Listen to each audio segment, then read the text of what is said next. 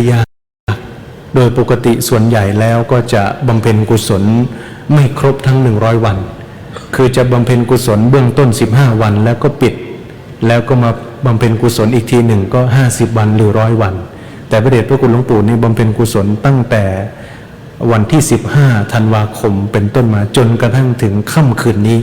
เป็นค่ำคืนที่78ญาติโยมที่มาร่วมนั้นก็ฟังธรรมไปเกือบ70 กันแล้วพิธีหลวง7 วันปัญญาสมวาน1 วันปัญญาสมวานก็ฟังธรรมรวมแล้วฟังธรรมทั้งหมดอยู่ฟังธรรมทั้งหมดอยู่71 กันโยมฟังธรรมเนี่ย71 กันด้วยกันใครที่มาร่วมทุกวันเนี่ยถือว่าได้มีโอกาสเพราะว่าในแต่ละค่ำคืนนั้นครูบาอาจารย์ที่มาแสดงธรรมเนี่ยแทบจะไม่ซ้ำครูบาอาจารย์ก็มีทั้งส่วนของฝ่ายคันธธุระและก็ส่วนของวิปัสสนาธุระที่ท่านได้เมตตามาแสดงพระธรรมเทศนา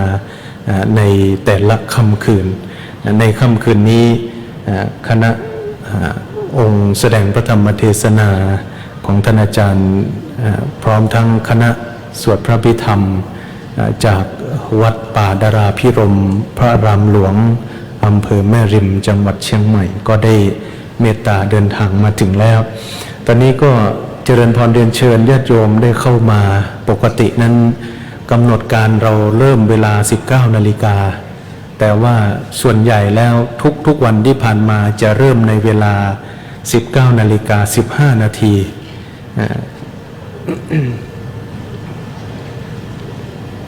รอในส่วนความพร้อมเหตุที่รอนี้ก็ไม่ใช่อะไรโยมก็บางทีเดินมาปุ๊บก็แวะโรงทานก่อนแวะทานอาหารพอทานถ้าทานคนเดียวนี่ไวนะโยมนะแต่พอทานหลายคนก็อาจจะคุยกันบ้างอะไรกันบ้างกว่าจะเสร็จก็มาช้านะบางทีก็เจอโรงทานนั้นโรงทานนี้ก็แวะเกือบทุกโรงทาน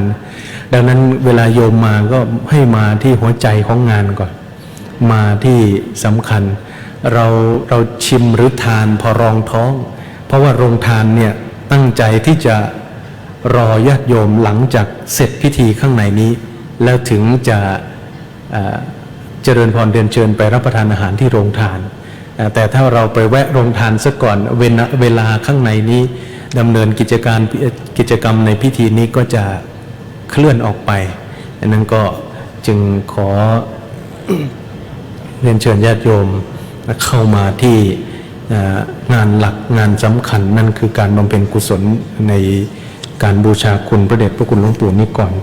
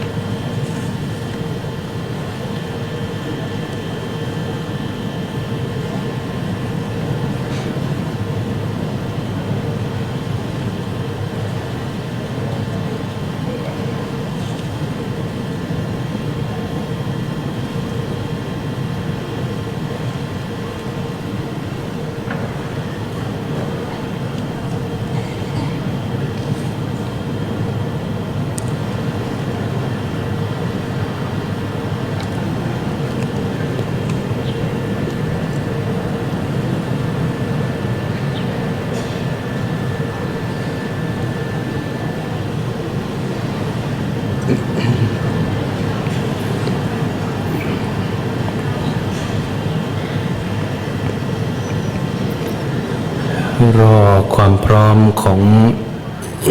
เวลาสักครู่หนึ่งอาตมาขออนุญาตว่าจะไม่เล่าก็เล่าสักหน่อยหนึ่งก็แล้วกันโยมท่านทั้งหลายรอเวลาได้แค่ไหนก็เอาแค่นั้นนะโยมนะจริงๆปฏิปทาหลวงปู่วันนี้คนเยอะไหนๆคนเยอะแล้วก็ถือโอกาสประกาศตอนนี้มีญาติโยมที่ส่งเรื่องราวเกี่ยวกับความประทับใจและเรื่องราวที่เป็นปฏิปทาของพระเดชพระคุณหลวงปู่เนี่ยส่งมาให้กับทางวัดเนี่ย เป็นจำนวนมากก็ต้องขออนุโมทนาอนุโม